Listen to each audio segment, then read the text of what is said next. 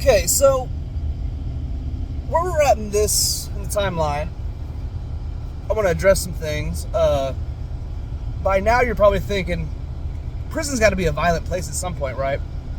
So I had seen some fights. Actually, I didn't see any fights. I'd seen some aftermath of one fight in county. Both dudes were bloody as shit, screaming, "I'll kill you, motherfucker! I'll kill you, motherfucker!" And other dude was, you couldn't tell who really got the best of who. COs would come in, and that was in county. And coming into prison, so at Lansing used to be a very, very, very violent prison. It hasn't changed a whole lot. There are fights in the pod every fucking day. It's behind closed doors. It's not always in your cell, but people are always fighting for some reason. Over something. Over petty shit, over frustration, over debts, over it, you name it. Anything and everything, people are fighting. And it'll be, maybe one or two cells a day in any given pod. There's going to be a fight. So where we're at in the timeline, though, with my story, we had just gotten into lockdown because the cell next to us had gotten COVID. So the way that works is you're in your cell, they bring trays around, and they're doing styro trays. So they're feeding you through the bean hole and giving you your tray through there, so you get 4 meals a day. Well, those motherfuckers start stacking up. So we're getting 12 trays a day, 12 styrofoam like Chinese takeout trays a day, stacking up with food. And lockdown for that one lasted 3 weeks. That lockdown lasted 3 weeks. And while we were locked down, the meth had run out. So S was just about at his wit's end. He was detoxing. He was coming down. He was getting he was getting irritable as shit, and he was just not having any patience for anything, and he was just becoming a real fucking problem. So the toilet issue comes up of people just flush anything and everything. They think it's just a garbage disposal. It's stupid. And I have a bit of a maintenance background, so I understood a little bit about plumbing and fixing clogs and stuff. So what had happened was the toilet had gotten stopped up with some paper stuff, and we were trying to get the CO to give us a plunger so we could fix it, and they weren't helping us for shit. They were not going to do it because we were on lockdown, so they weren't doing anything for us. So I was just sitting there thinking, I'm like, man, I don't remember who exactly it is that put that paper in there. I know I threw some stuff in there, and I flushed it. I didn't make sure it went down, but I'm not 100% sure that I wasn't the one. But other people have used it since me, and then S is the one that brings this up and says, man, this shit's clogged, bro. We're just going to have a clogged toilet. So if anybody, got to take a shit, you're just fucked. Like, damn. Well, we just sit there, and he's like, oh, fuck it then. And I'm just letting time go through, and I'm just thinking, God damn, man, you know what? If I have to take a shit, I don't want to have to be fighting that. So, all right, dude, unclog the toilet. Get up, go do it. So I get up to go do it. Now, the thing about me is, if I'm going to do a job, I'm going to do the job. If you have a job that you want me to do, and you want me to do it, that's fine. You can either tell me how you want it done, and then I will proceed to do it that way, or I will do it in the manner in which I find best to solve the problem. Do not tell me this is how it needs to be done, it is going to be done, and I better fucking do it that way. Don't do it in the tone, don't do it in the sense. There's a respectful way of going about it, is what I'm saying. So I knew what I was doing. I wasn't having any bullshit. I was going to, I had a hand in a plastic bag. I was going to reach in, pull all the gunk out of the toilet, and then unclog it. Remove the clog. Don't push it down the line, because then it could get clogged down further. So you remove the clog. So I'm going over there, and S hands me a pencil, is on his bunk. He's on top bunk, and he's sticking his head down with a pencil and says, "Here, use this, push it through, push it through, push it through." And I was like, "Dude, that's not how I'm doing." He's like, "This is how you have to do it. You have to push it through."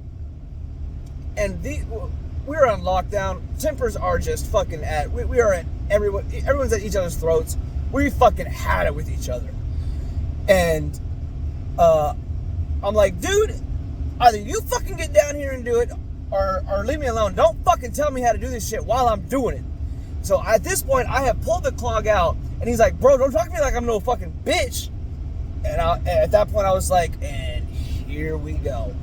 And I was like, "Bro, I'll talk to you however the fuck I want to. Don't tell me how to do a goddamn job when I got a pile of shit in my hand, and I'm trying to fix the goddamn problem."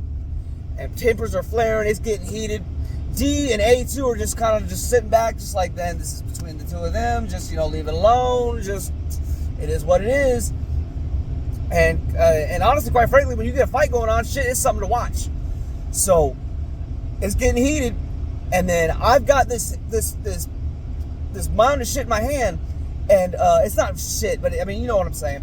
And I go over to put it in our trash bag, and S has since then hopped down off of his bunk, and then proceeded to get buck and trying to buck up to me. He's puffing his chest out. He's doing the intimidation shit, and I'm just like, "Homie, dude, you need to fucking chill, bro." And at that instant, he shoves me. And it's funny because when he shoved me, I'm not the most intimidating factor. I'm not Mr. Badass. I'm not a fighter. I will tell you that straight up. But when he shoved me, I was solid.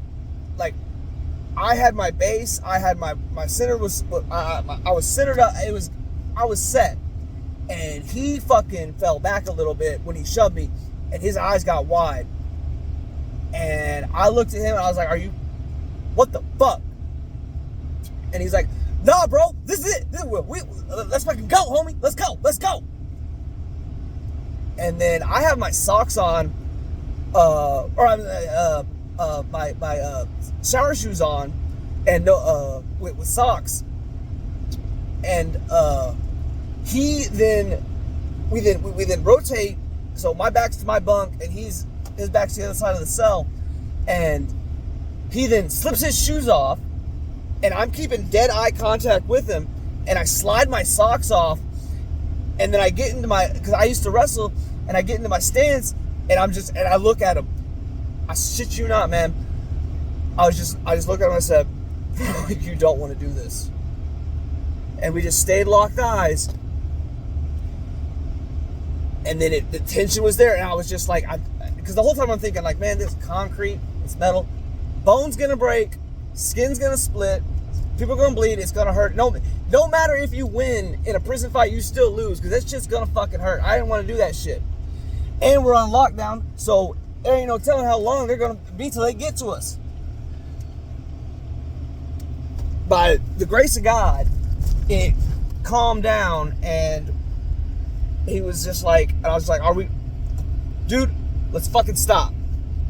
And nothing transpired of it, thank goodness. And I stayed looking at him. I was locked in. I was aware of the threat, and I was not letting that shit back down.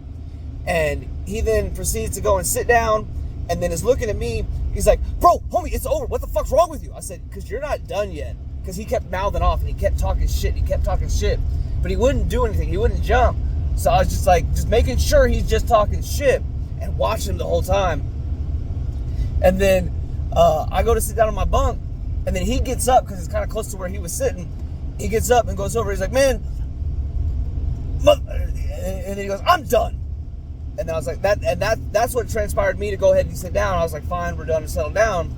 And then he got back up and walked over and was just started talking shit again.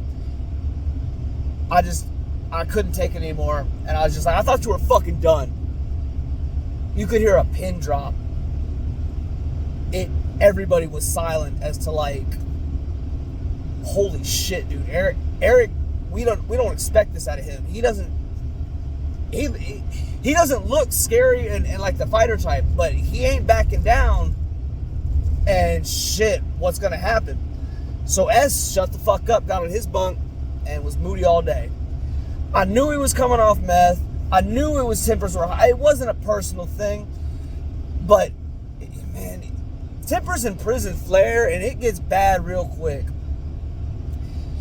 And shortly then thereafter, come off lockdown, and things are just getting real bad. D is just not working out, not at all. And then thank God, unit team kindly comes in and says, Mr. D, pack your shit, you're going to minimum. The whole, it was just a relief, just weight lifted off everybody's shoulders. Like, thank fucking God, get this motherfucker out of here.